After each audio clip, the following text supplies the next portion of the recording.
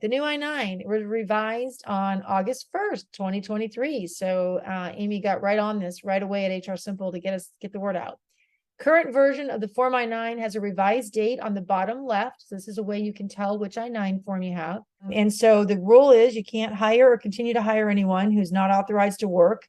And you do have to have people fill out those I-9 forms on the first day they work. Well, what are the top errors we keep seeing in I-9 audits when we deal with ICE? One is failure to create and maintain an I-9. So they're just missing.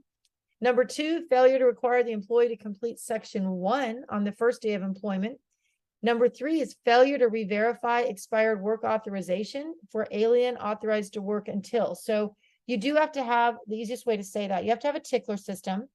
And when you don't do this for passports or driver's licenses or permanent resident cards, but anything that's a visa or alien authorized to work until card, you do need to have a tickler system, follow up with it, and make sure that you are following up. We like to do 90-day rule, 30, 60, 90-day letters before that card expires. But the key is they can't work one day past the date that their card expires when it's this type of card. So that's really important to have a tickler system.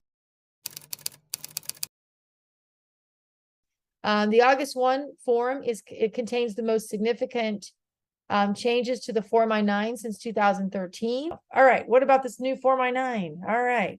So section 1 and 2 on a single page, preparer translator section, and section 3 regarding re-verification and rehires are supplements to be used only as needed. So they're separate. You can keep them separate and then bring them out when they're needed.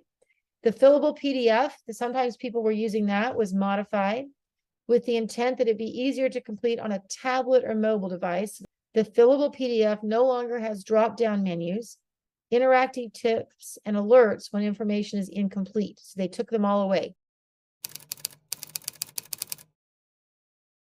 The current USCIS guidance states that I-9s can be signed electronically using an electronic signature solution. Remember that if you do I-9s electronically, just be careful and have that checked, because there are very specific requirements for electronic I-9 signatures, even if you're using an electronic I-9 program. Keep that with it.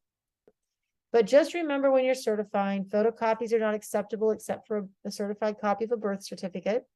You have a duty to touch and feel the real card and look at the photo, and then that's no problem. Just sign sign it, and that's fine.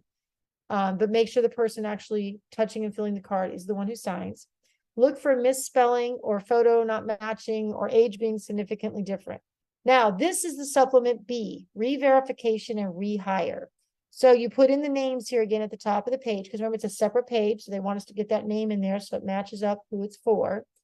And this one replaces section 3 of the previous version I-9. You can complete it for a rehire. As we said, if original I-9 was completed more than 3 years prior to the hire date, you need to do a new one.